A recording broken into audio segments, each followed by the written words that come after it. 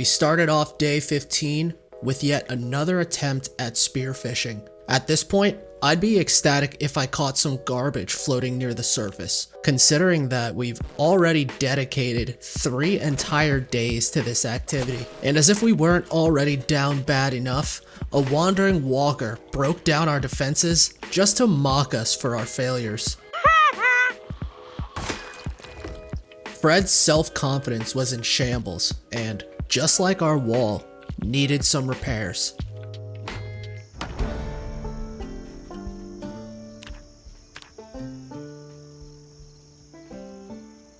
With that new carpentry level, we just unlocked level 2 walls that are stronger and more aesthetically pleasing. With our backyard barrier upgraded and secure, we continued spearfishing for the rest of the afternoon, not giving a single about the nasty blizzard swirling around us. I drank some ice-cold river water to quench my thirst, and chopped down a handful of trees to make more planks. By this point, I had no more water in my house, so rain collectors were a top priority for me. I'm running the mod Snow is Water in this playthrough, which does exactly what the name suggests. Rain collectors will still collect water while it's snowing, just at 50% of the normal collection rate. There was nothing of importance that happened in these next 2 days. Other than waking up with some neck pain because I slept on the couch, I stood in the exact same spot of my tiny dock and continued spearfishing for another 2 days straight.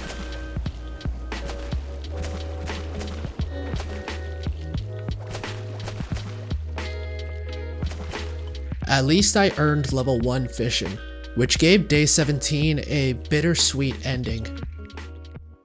Day 18 started with us enjoying a peaceful morning, eating breakfast and minding our own business. A few zomboids were jealous though, and rudely invaded our privacy. Then, we set out on a much needed looting run, before becoming too stir-crazy at the base. Our destination was the Newton Freight Warehouse, suggested to me by a commenter on episode 1. We're here to see if the loot truly lives up to the hype.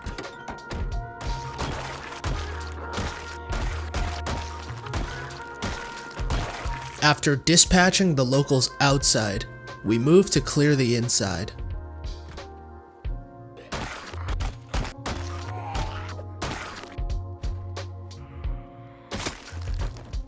At first glance, this warehouse was massive, holding at least a dozen shelves loaded with juicy loot.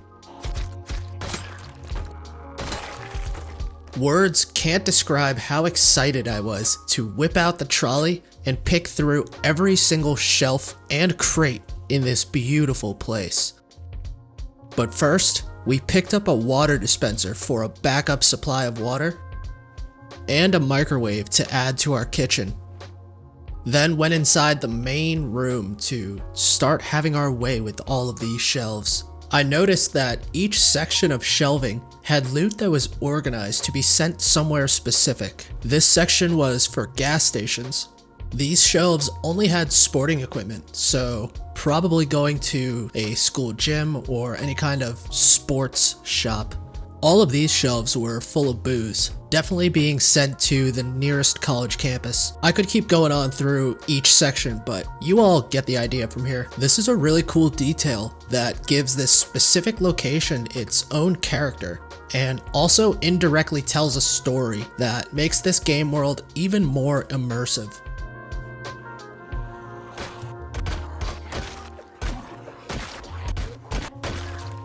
All in all, this was an amazing haul of loot from just a single day. Arguably the most important find was this fishing rod and fishing tackle, so I no longer have to deal with spearfishing like an absolute savage.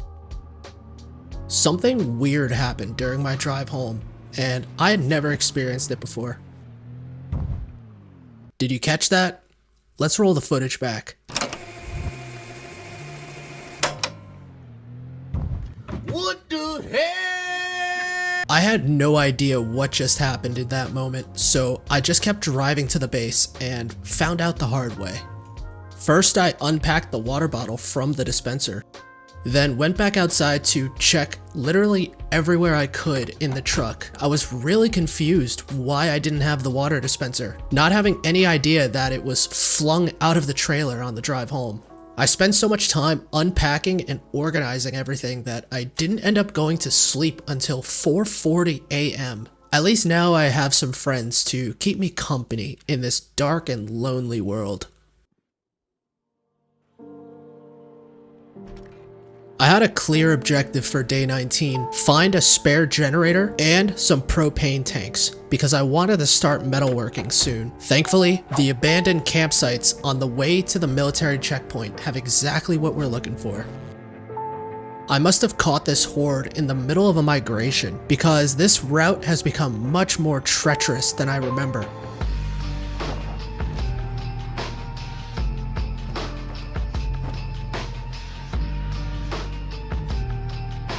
But not too long after that, we made it to the campsites. Parked the truck and began doing a little zomboid clearing of the area.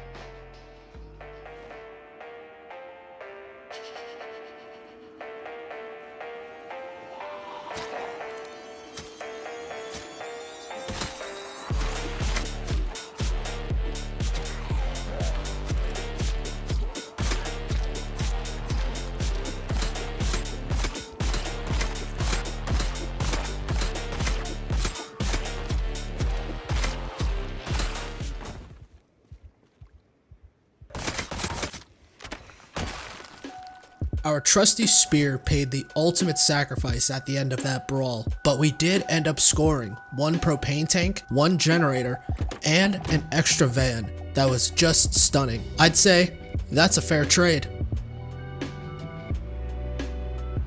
Unfortunately, the van's pristine condition didn't last long because there were some protesters that decided to block the streets. After a long drive home, I dropped the van off in my driveway before making my way to the gas station to drop off our spare generator. Hooked up the generator next to the gas pumps, fueled up some spare gas cans, and decided to end the day right when it was starting to get dark.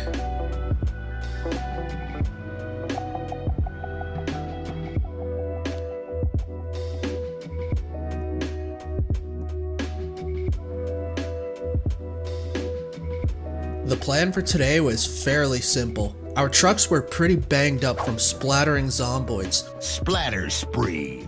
And I was itching to craft a scrap weapon arsenal for the very first time. I scouted these two large apartment buildings just down the road from our base. They were multiple stories high and had dozens of apartments for me to disassemble and power level metalworking fairly quickly. There was just one problem. This area would likely be swarming with the undead, meaning I would need to clear every last zomboid to ensure my safety.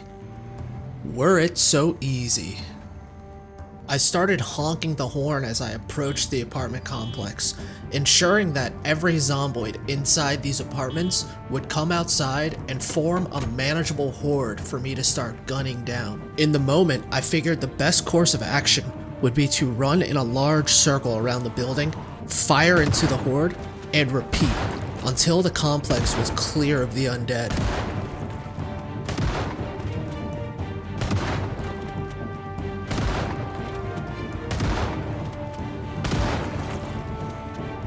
However, sometimes things don't quite go exactly according to plan. As soon as I made this loop, I realized just how many zombies there were in this area, but I was unfazed and continued fighting throughout the entire day.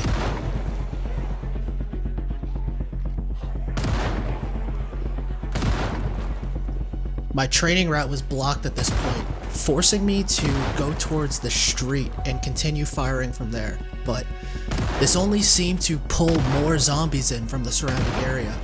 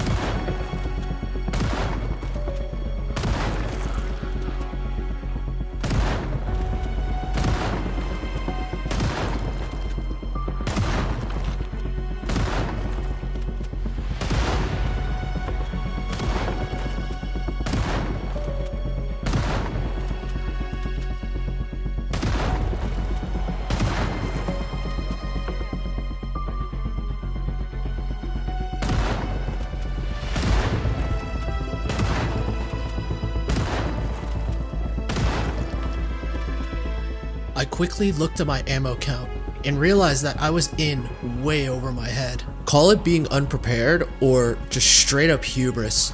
Either way, I definitely was not equipped to deal with a horde like this. Clearing the undead at this point simply was not an option. Now I needed to survive long enough to make a break for the truck and escape.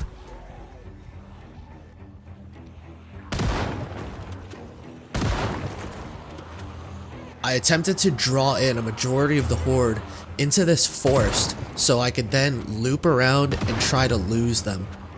At first, it appeared that my escape plan was working because I was just confronted with a few smaller pockets of zomboids as I continued running towards the truck. The coast was clear and I was free to make my escape, but it was at this point I made a boneheaded decision that would inevitably come back to haunt me. With a fresh M14 and 6 full mags of ammunition, I thought I would be able to take on the rest of the horde, and continued putting my life on the line.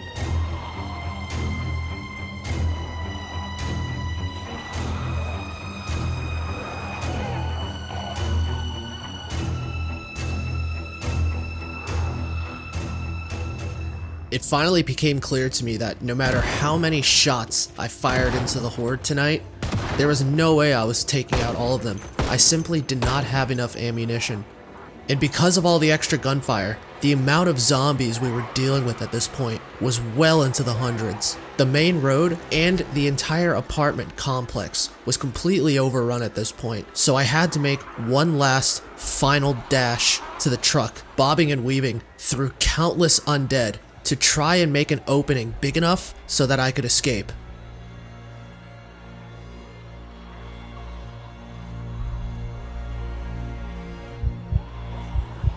There it is. We have our opening.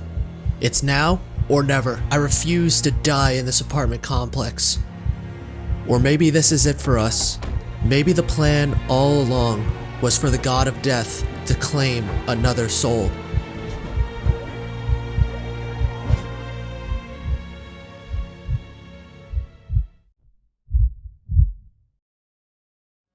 What do we say to the god of death?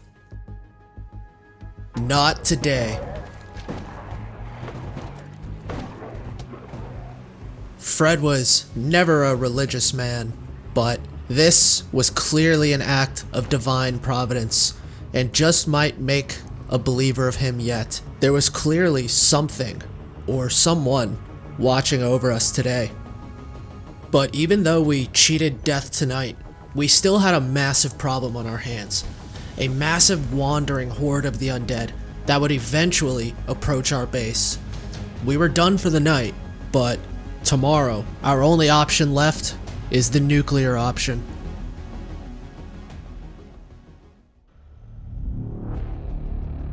A thick fog had rolled in overnight, severely limiting our field of view, but we had a job to do, and nothing would get in the way of that. Our best chance at burning this undead horde to a crisp would be to lure them all out to the main road and keep them away from the apartments as much as possible. Preventing the apartments from catching fire would be a huge W and would ensure that these past 2 days would not be in vain. So I made a break for it through the trees, making sure to shout so that the zombies kept their attention on me. It was imperative that we kept them within a single large group and not have them break off too much. After spotting the first apartment building, I quickly changed direction and prepared to throw the first Molotov.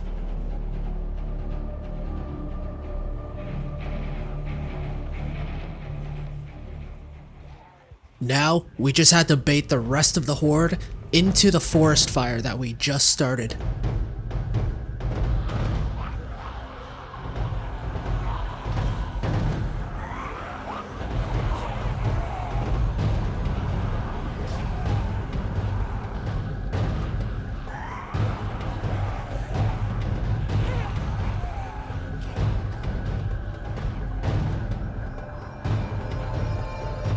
Next, we needed to get in position so we could deploy our second Molotov. The road to the left was already cut off, and if I went right, we would lead the horde straight to the base. So now, we had to keep this next horde within this big parking lot and try our best not to set one of these apartments on fire.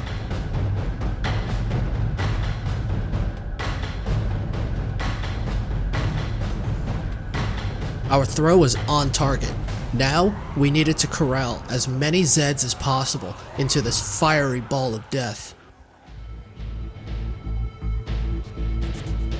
I ran towards the road and baited other wandering groups into the fireball behind me, continuing this burning Zed festival in the parking lot, rinsing and repeating to be sure that I was pulling as many zomboids away from the road as possible. Ash piles on the ground were growing larger, and the air reeked of the stench of burnt corpses. That's a price I'm willing to pay, if it means clearing every last zomboid in this place.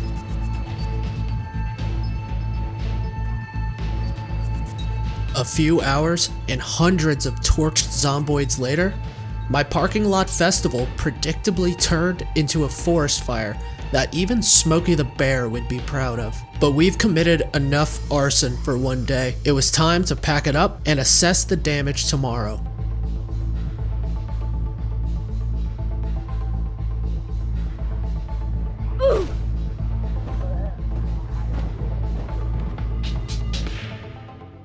I'd be lying if I said I wasn't feeling relieved to be back home safe and sound. These past 2 days of the Louisville experience have been my craziest time playing Project Zomboid so far.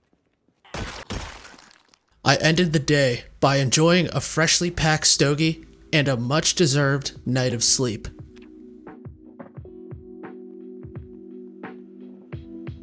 I had no real objective for today, other than feeling like I wanted to take it easy. As I was chomping on some dry breakfast cereal, I decided that my day would be best spent visiting the local Blockbuster to score some valuable VHS tapes.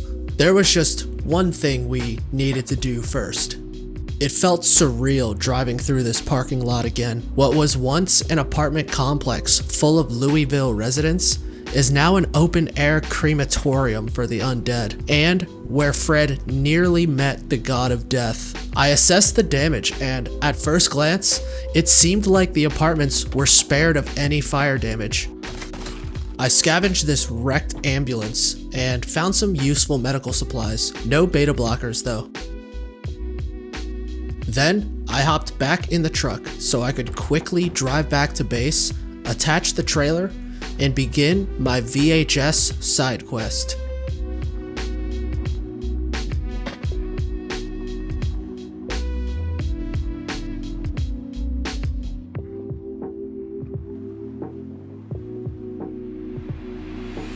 As I made this turn, I got extremely lucky and spotted this absolute beauty. You're beautiful, it's true.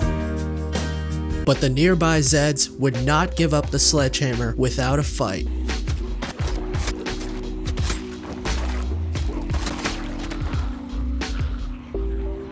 More and more shamblers wanted in on this scuffle, so I decided my best course of action was to lure them away from the truck so I could scoop up the sledge and leave them in the dust.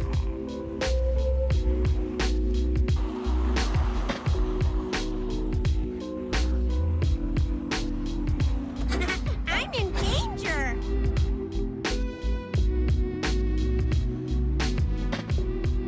There was another large group of zomboids loitering near the Blockbuster, but instead of using violence to clear the area, I activated my patented Houdini maneuver. First, I needed to use my voice to bait them all out from their hidey holes. Then, once these idiots are all baited, I lead them through these woods and into a nearby neighborhood, where I dash through a vacant house and hop the tall fence back into the Blockbuster complex. Works 100% of the time, every time. Despite all my shouting, there were still a few zomboids left hanging around. Now, we're free to check out some at-home entertainment. The best part about the zombie apocalypse is that I don't think anyone will care if we forget to return our movie rentals.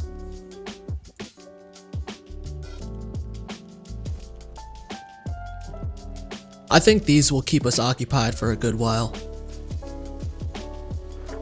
Then, we plotted our next destination, a local Gigamart that was on our way home.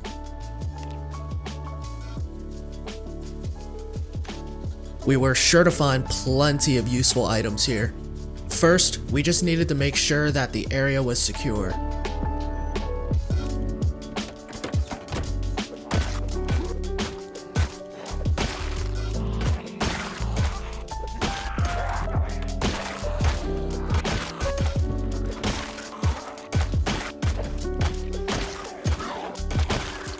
I took a quick breather from smashing skulls to check out this beautiful blacked out van. So beautiful, in fact, that I marked it on the map to be picked up at a later date. These shamblers didn't really put up much of a fight outside. Let's go inside and see what we're dealing with.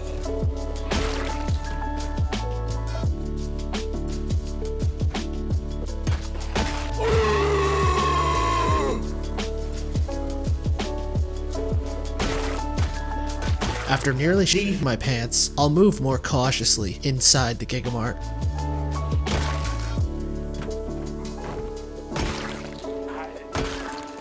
After clearing the storage rooms, we checked out the main entrance. It was relatively peaceful until a group of rabid zomboids came piling in through a window, probably excited by all of these low prices. Now we were truly free to peruse the aisles peacefully.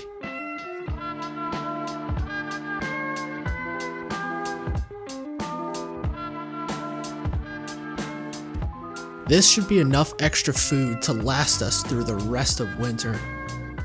That was enough looting for one day. We didn't want to overstay our welcome, so we started driving home. It was a relaxing drive through Louisville, until it happened again. Only this time, I actually noticed what happened. But there were a lot of zomboids wandering around, so I needed to pull an advanced Houdini maneuver to try and recover my precious belongings. I say advanced, but it's really just the same tried and true method of screaming into the void, luring the horde of idiots around a building, and sneaking away from their field of view. Easy peasy, the coast is clear.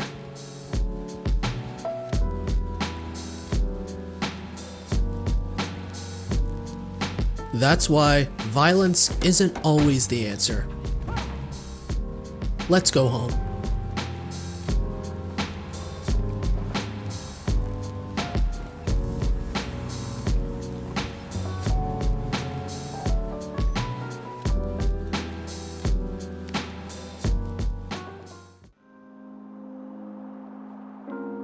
Now that we've secured a sledgehammer, it feels like the rest of Louisville is up for grabs, so we put off our metalworking goal in favor of looting the huge army surplus store at the far end of the city.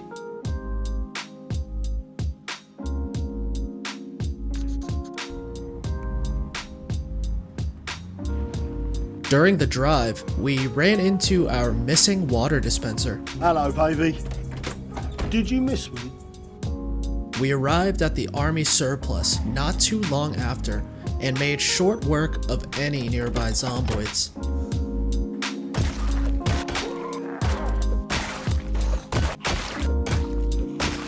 I went inside to take a quick look around for any more lurking about, but thankfully there were just a few more left outside. Now that we had the store to ourselves, I was very eager to go on a little shopping spree.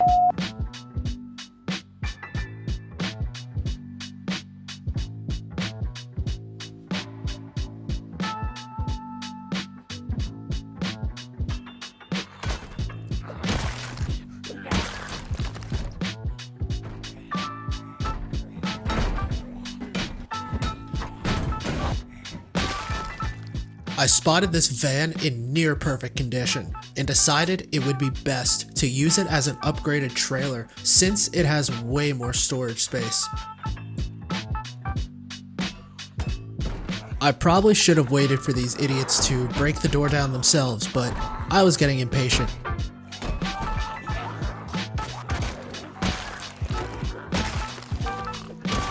Now we have access to the firearm motherlode, and this place did not disappoint.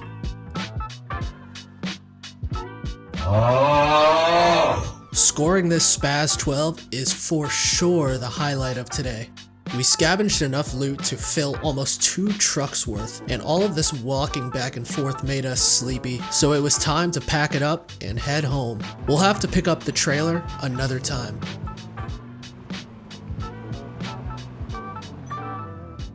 Fred's beard has grown substantially during these past 3 weeks, so he decided to clean it up and look less like a homeless man.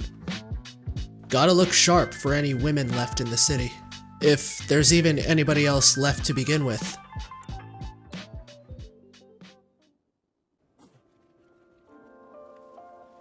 Since we looted 2 trucks worth of weapons, today was almost entirely spent on unloading and organizing. Pretty soon, we would have to expand this storage room because we were very close to running out of shelf space. And honestly, I wouldn't have it any other way.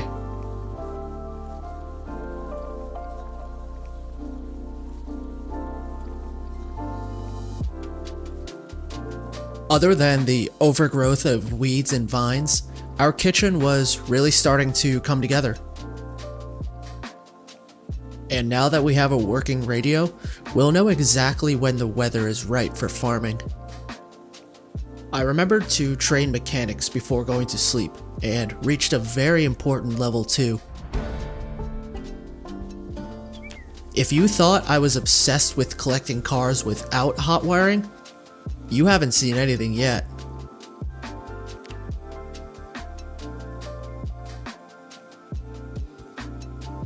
We woke up early the next morning so we could drive back to the army surplus and pick up our trailer that was left behind.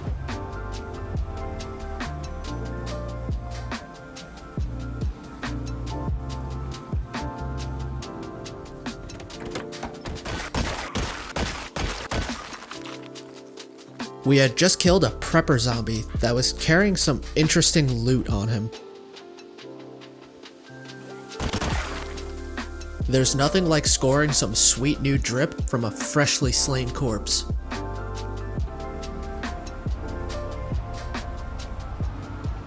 I arrived home and just barely avoided scratching my new ride while parking in the driveway.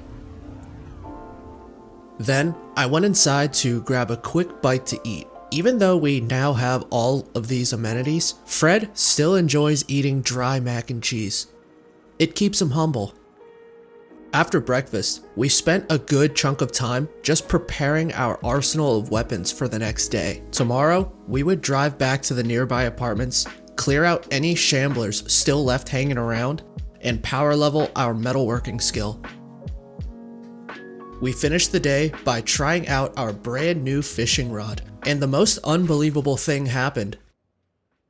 We actually caught something.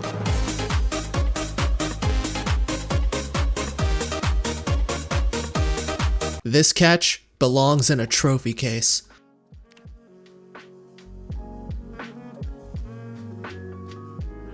Still riding the high from yesterday's big catch, we went right back for more fishing in the morning and finally caught something edible.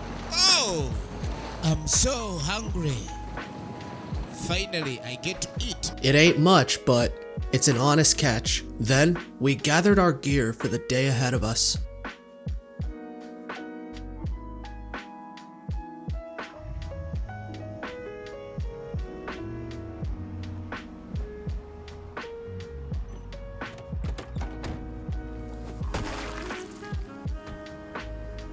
We pulled up to the first apartment building and were met by a decent chunk of zomboids. At first, I wanted to take them out with melee.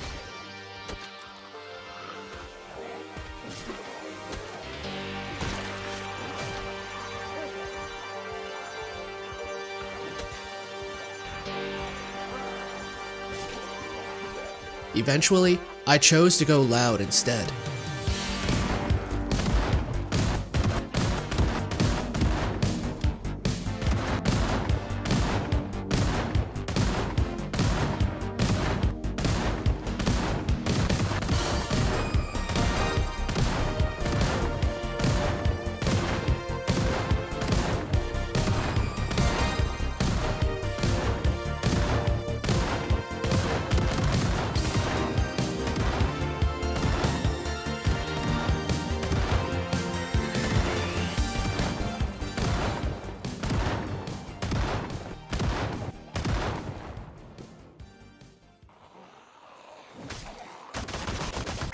Now that the apartment complex is a ghost town, we packed the metalworking gear into our inventory and immediately got to work disassembling every piece of metal we could possibly find. After nearly 4 hours of game time and 2 metalworking levels later, we were satisfied enough to head home and pick this back up in the morning.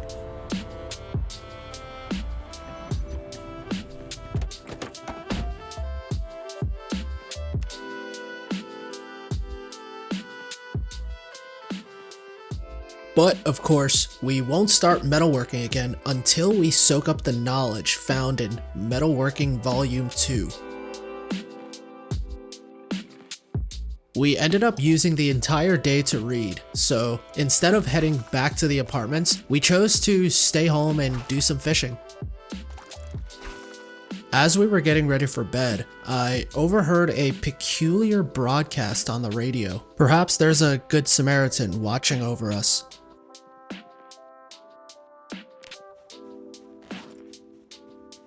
At first glance, day 28 was just like any other day. We started our morning routine of disappointing ourselves with fishing until we were interrupted by a roaring jet engine flying overhead. It's not often we cut fishing short in favor of something else, but this we had to go check out. Thankfully, we didn't need to drive very far because whoever dropped this package basically did so right on my doorstep. Of course, all of that noise did bring some unwanted attention, but they were easy to take care of.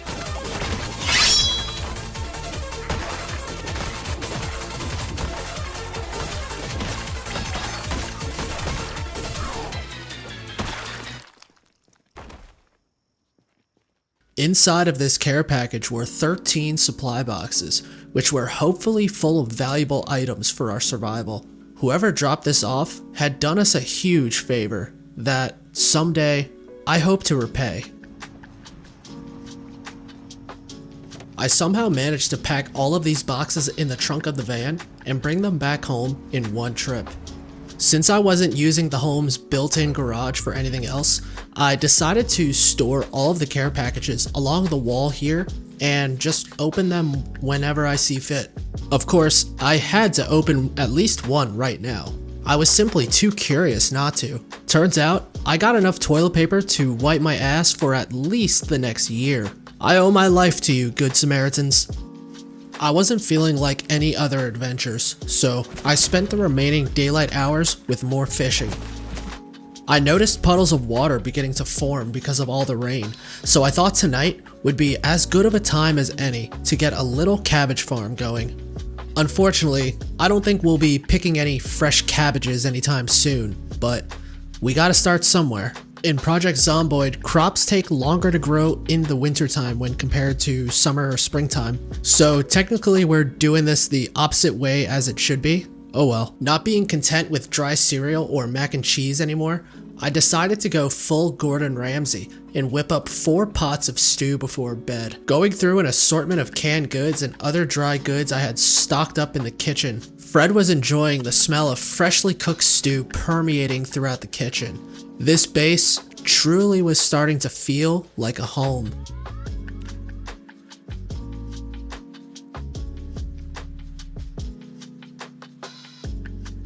Thanks to our farming efforts from last night, we were gifted with a few worms to use as fishing bait. Perhaps this is the missing key for success.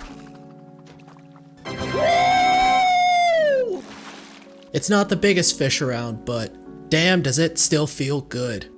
2 days have gone by since our first day in the apartments, and now that we've got a big brain from reading and soaking up all that metalworking knowledge, it's time to finish what we started.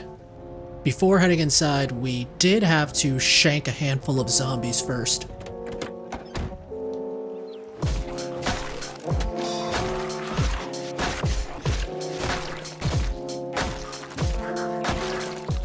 We got straight to work for the entire day, moving from room to room and disassembling everything in our way, only taking the occasional break for looting whatever caught my eye. We continued this throughout the day and into the late hours of the night. After scoring Metalworking 3 and this beautiful poster, it was time for us to go home.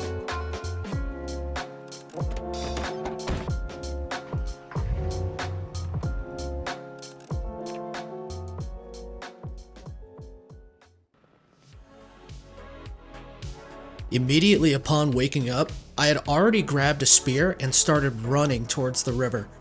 The hours between 6 to 9 a.m. is peak fishing time, and I wanted to milk every minute of it.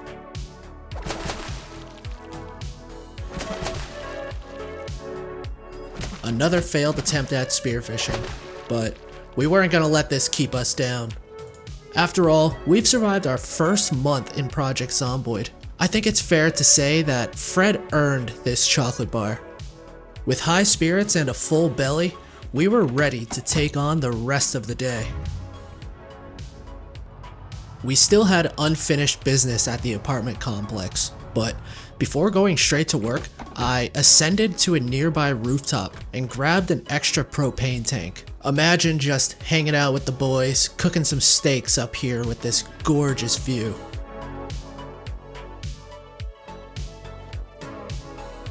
Our little propane detour was finished. Let's head back to the job site.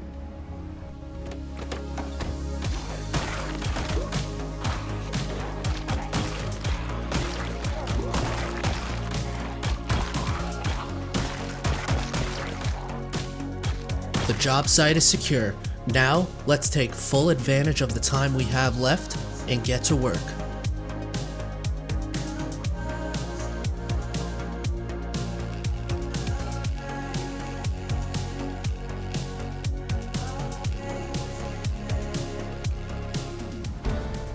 Level 4 took a bit longer than I expected, but still, a job well done. After everything that has happened during this last month, I honestly feel very lucky to be alive and positioned to survive into the foreseeable future. Even though we've already gone through a lot together, the city of Louisville still has so much left for us to explore and eventually to conquer.